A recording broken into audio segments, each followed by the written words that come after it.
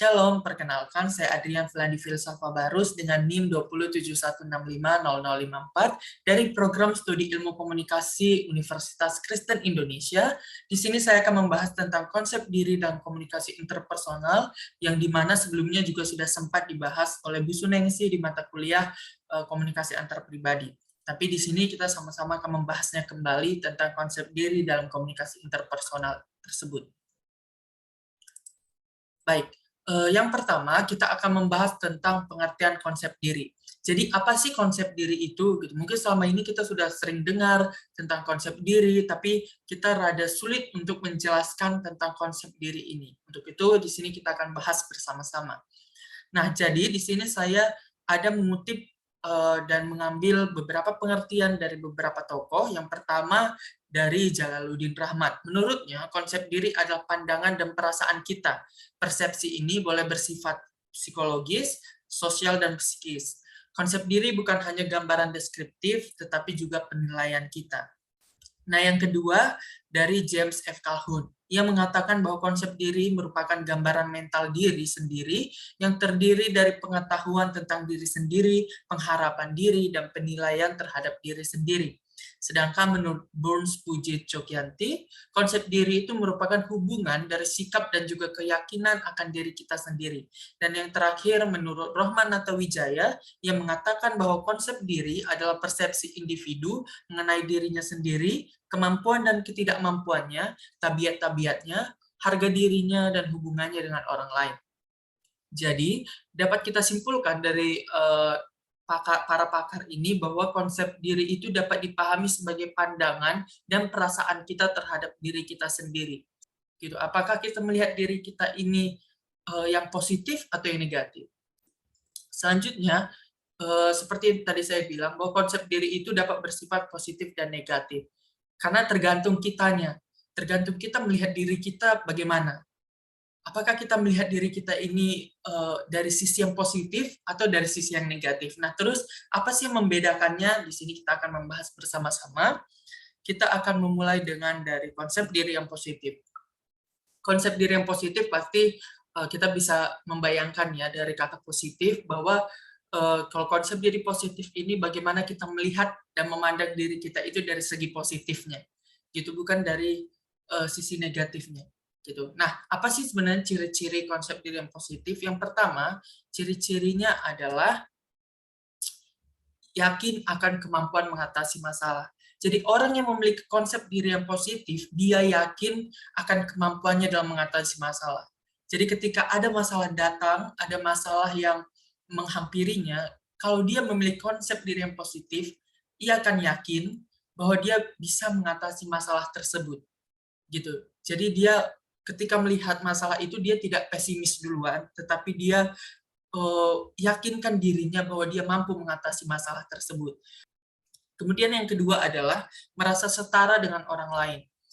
Jadi ketika kita berhadapan dengan orang lain, ketika kita bersanding dengan orang lain, ketika kita berkomunikasi dengan orang lain, kita merasa setara dengan orang tersebut, meskipun mungkin jabatan orang tersebut lebih besar dari kita, meskipun mungkin jabatan dari sisi finansial mereka lebih beruntung dari kita. Tapi dalam diri kita mengatakan kita setara sama mereka karena kita sama-sama manusia seperti itu. Jadi bukan langsung kita minder, kita tidak langsung malu untuk dekat dengan mereka gitu. Nah, itu orang yang memiliki konsep diri yang positif. Kemudian yang ketiga adalah menerima pujian tanpa rasa malu. Jadi terkadang kan kalau kita dipuji, kita kadang merasa malu atau merasa kurang nyaman gitu. Nah, itu kan sebenarnya kan pujian itu suatu hal yang positif buat kita, tapi terkadang mungkin kita menanggapinya dengan rasa malu atau tidak percaya diri. Nah, selanjutnya, ciri yang selanjutnya adalah menyadari bahwa setiap orang mempunyai berbagai perasaan, keinginan, dan perilaku yang tidak seluruhnya disetujui oleh masyarakat. Nah, jadi maksud dari ini adalah orang yang memiliki konsep diri yang positif itu tidak mudah terbawa oleh perasaan. Ia menyadari bahwa setiap orang itu mempunyai berbagai perasaan, berbagai keinginan, berbagai perilaku, berbagai pendapat yang tidak seluruhnya bisa diterima, tidak seluruhnya bisa disetujui oleh masyarakat. Nah, ciri-ciri yang terakhir adalah mampu memperbaiki dirinya karena ia sanggup mengungkapkan aspek-aspek kepribadian yang tidak disenanginya dan berusaha mengubah. Nah, jadi orang yang memiliki konsep diri yang positif ini, ia bisa memperbaiki dirinya sendiri karena ia mampu untuk mengungkapkan atau mengutarakan aspek-aspek kepribadian yang tidak disenanginya. Jadi ketika dia merasa dia melakukan sesuatu yang tidak ia kehendaki seperti itu, yang menurut dia itu jahat dan tidak baik untuk dirinya sendiri dan untuk orang lain, maka ia akan menyadari itu. Ia akan mengakuinya dan ia dapat memperbaikinya. Karena apa? Karena dia menyadari bahwa dia di situ salah. Nah, karena kita menyadari, maka kita mau berusaha untuk merubah itu, sehingga kita bisa menjadi lebih baik lagi. Nah, ini adalah ciri-ciri dari konsep diri yang positif. Selanjutnya, kita akan membahas tentang konsep diri yang negatif. Nah, ini pasti kebalikan dari konsep diri yang positif tadi. Jadi, kalau konsep diri yang negatif ini, bagaimana kita memandang diri kita secara negatif. Nah, yang pertama, ciri-cirinya adalah merasa pesimis setiap kali menghadapi persaingan. Nah, ketika melihat sesuatu tantangan itu, kita langsung merasa pesimis. Orang yang memiliki konsep diri negatif itu langsung pesimis dan langsung mundur. Dan itu sangat tidak baik untuk diri kita pastinya. Gitu. Jadi orang yang memiliki konsep diri yang negatif tidak berani untuk melawan ataupun untuk menghadapi persaingan tersebut. Gitu. Bahkan mungkin bisa saja persaingan itu tuh tidak terlalu persaingan yang sangat besar, persaingan yang sangat berat gitu. Tapi karena konsep dirinya sudah negatif, ia langsung merasa pesimis. Nah, kemudian ciri-ciri yang kedua adalah sangat sensitif terhadap kritikan. Kita tahu bahwa kritikan itu memang ada yang dapat menjatuhkan kita, tapi kebanyakan kritikan itu adalah kritikan yang membangun jika kita memiliki konsep diri yang positif. Tapi kalau kita memiliki konsep diri yang negatif, ya sudah pasti setiap ada orang yang mengkritik kita, kita langsung down. Kita langsung merasa kita nggak berguna. Kita langsung merasa kita yang paling salah. Gitu. Padahal itu kan sebenarnya kritikan itu dapat membangun kita, dapat mengubah kita untuk menjadi lebih baik lagi, sehingga kedepannya kita tidak melakukan hal-hal yang dikritik tersebut. Gitu. Tapi kalau orang yang memiliki konsep diri negatif, ia sangat sensitif terhadap kritikan. Kemudian sangat responsif terhadap pujian, dan memiliki konsep diri yang negatif itu cenderung bersikap hiperkritis, dan yang terakhir, orang yang memiliki konsep diri negatif punya perasaan tidak disenangi oleh orang lain. Jadi, orang yang memiliki konsep diri negatif itu merasa ia tidak disenangi oleh orang lain. Jadi, ia bisa dibilang bahasa sekarang overthinking. Seperti itu. Jadi ketika misalnya ia ngobrol dengan orang lain, terus lagi bersosialisasi ataupun bertemu dengan temannya, di dalam pikirannya itu mungkin temannya itu seperti diam dekat dia, dia langsung merasa, wah orang ini nggak senang nih sama saya. Nah, jadi langsung muncul overthinking, langsung muncul pikiran-pikiran yang negatif yang membuat yang berpikiran bahwa orang lain itu tidak senang terhadap kita. Itu adalah konsep diri yang negatif. Nah, melalui konsep diri ini, kita belajar untuk bisa memahami diri kita sendiri dan juga memahami orang lain. Karena hal ini akan mempengaruhi kemampuan individu dalam membina hubungan interpersonal mereka dengan sesamanya.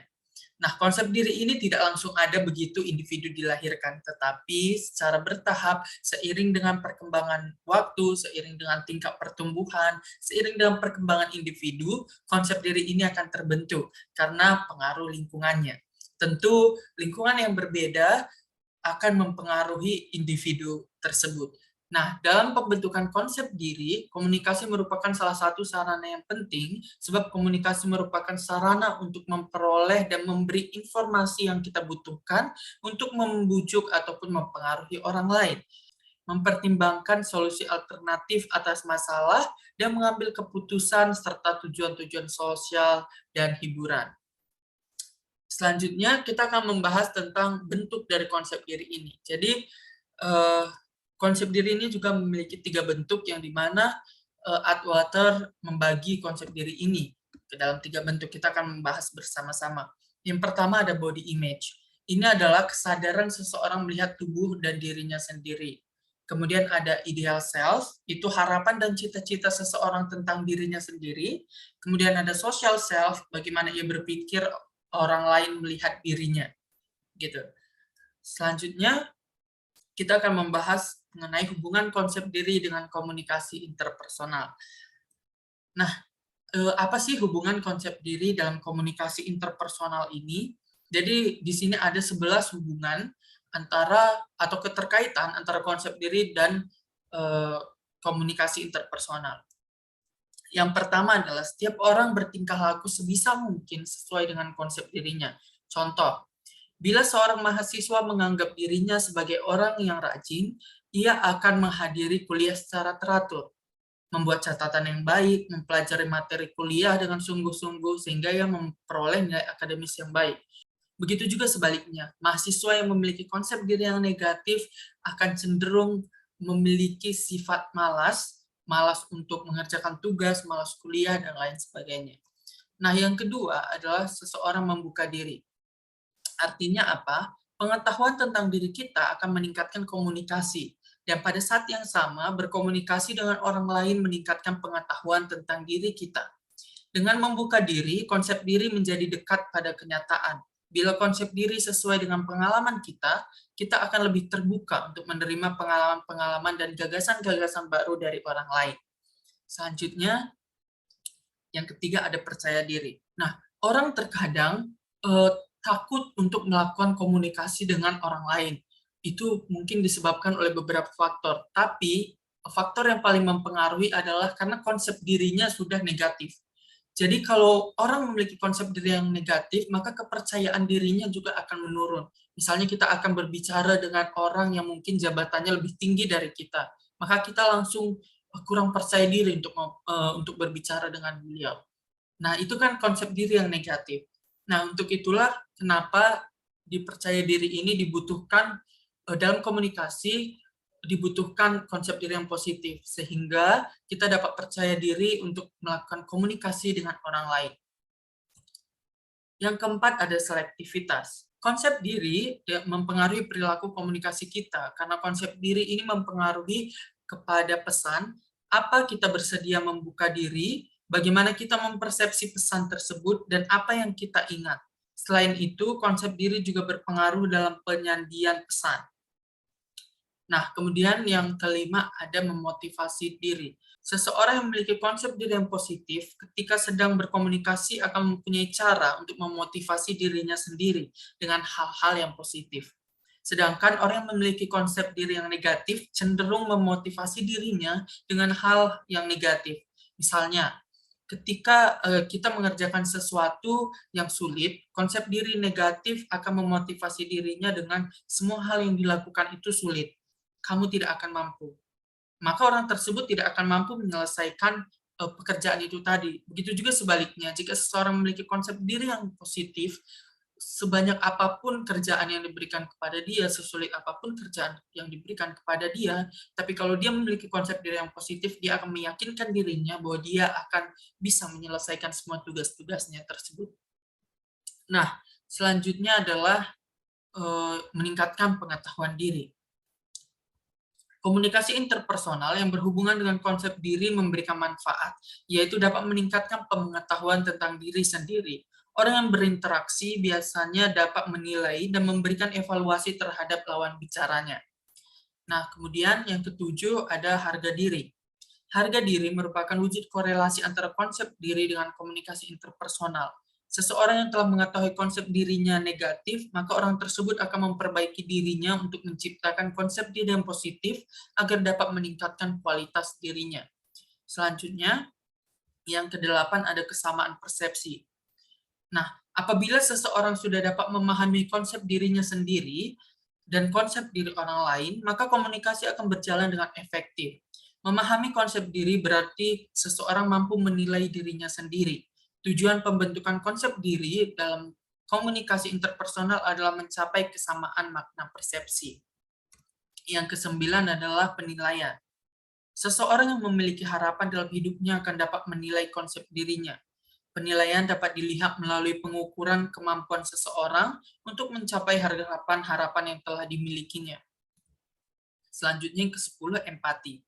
Seseorang yang memiliki rasa empati berarti orang tersebut telah memahami konsep diri antara dirinya dan konsep diri orang lain. Penilaian tersebut membangkitkan rasa empati seseorang saat melihat konsep diri yang negatif. Nah, yang terakhir ada dukungan. Hubungan konsep diri dalam komunikasi interpersonal terwujud dari adanya dukungan dari orang lain. Jika seseorang memiliki pengetahuan akan konsep diri baik negatif ataupun positif, maka orang lain akan memberikan dukungan dengan tujuan untuk menciptakan komunikasi yang efektif. Dukungan dalam bentuk membantu orang untuk mengenali konsep dirinya sendiri. Nah, itu adalah hubungan konsep diri dengan komunikasi interpersonal. Jadi dalam penjelasan tadi, dalam ke-11 poin ini kita bisa menyimpulkan bahwa hubungan konsep diri dalam komunikasi interpersonal itu ternyata berkaitan satu sama yang lain. Jadi, konsep diri kita akan mempengaruhi bagaimana kita berkomunikasi dengan orang lain. Konsep diri yang baik yang konsep diri negatif maupun positif, seperti itu. Nah, jadi konsep diri ini tadi bagaimana kita memandang dan bagaimana kita merasakan diri kita sendiri. Bagaimana kita bisa menilai diri kita sendiri.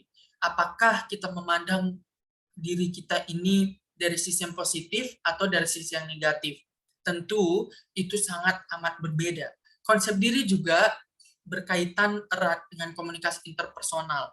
Karena dengan konsep diri yang positif, orang akan lebih efektif, orang akan lebih baik komunikasinya dengan orang lain dibandingkan orang yang memiliki konsep diri yang negatif. Karena seperti tadi yang sudah dijelaskan, bahwa orang yang memiliki konsep diri positif akan dengan tenang, akan melihat dirinya setara dengan orang lain yang membuat dia lebih percaya diri untuk berbicara dengan orang lain ketimbang orang yang memiliki konsep diri yang negatif. Nah, itu adalah keterkaitan antara konsep diri dengan komunikasi interpersonal. Jadi, sekian penjelasan saya terkait konsep diri dalam komunikasi interpersonal. Kurang lebihnya saya mohon maaf. Terima kasih dan sampai jumpa.